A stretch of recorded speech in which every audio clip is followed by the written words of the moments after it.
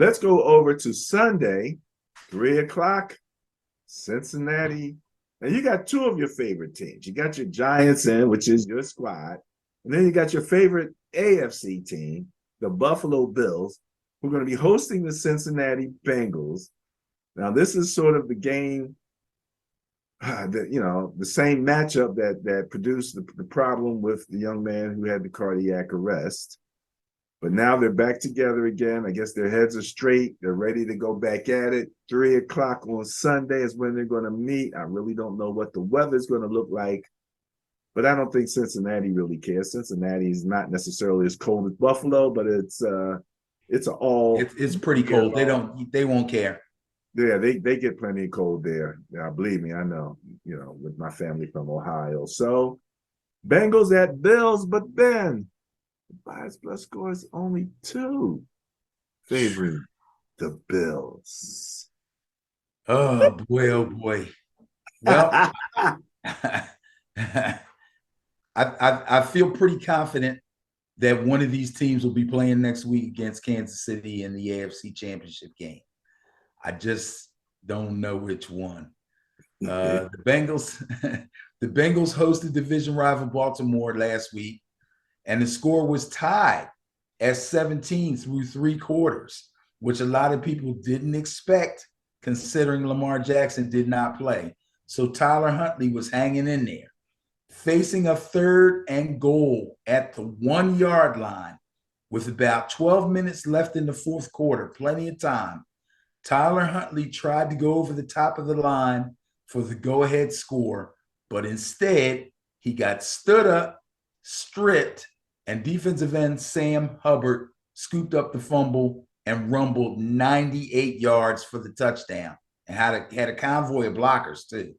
That TD broke the tie into Cincinnati's favor, and they basically never looked back.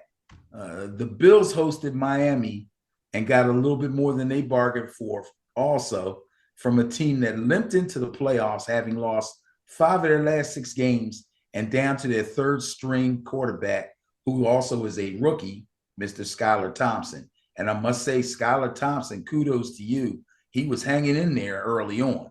He really was. He didn't look bad at all.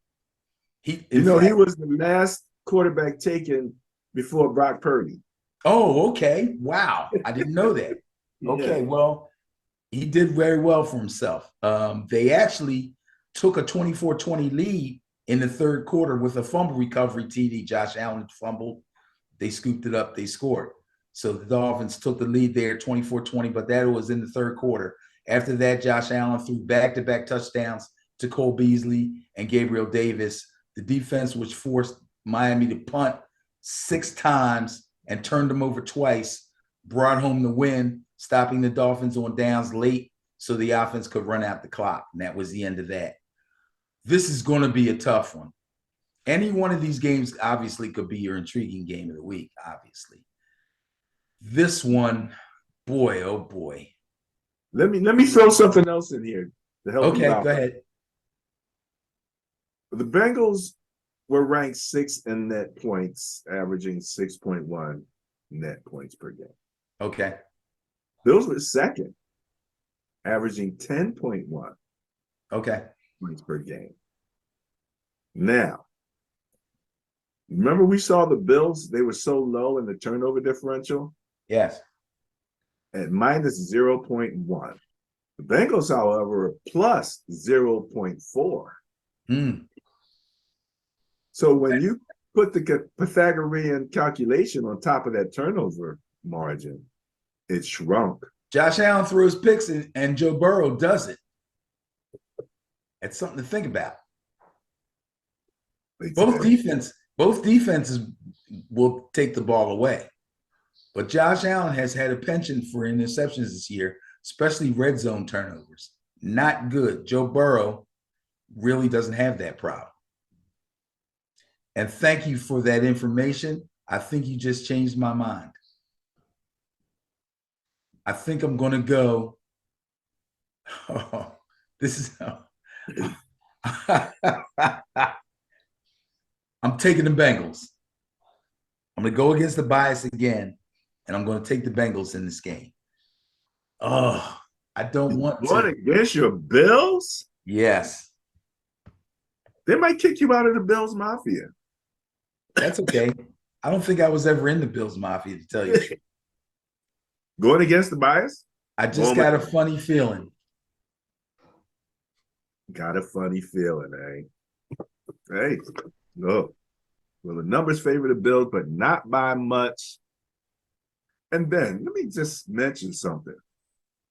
I heard someone say that the home field advantage, which they normally would say is about a 3-point advantage, Right?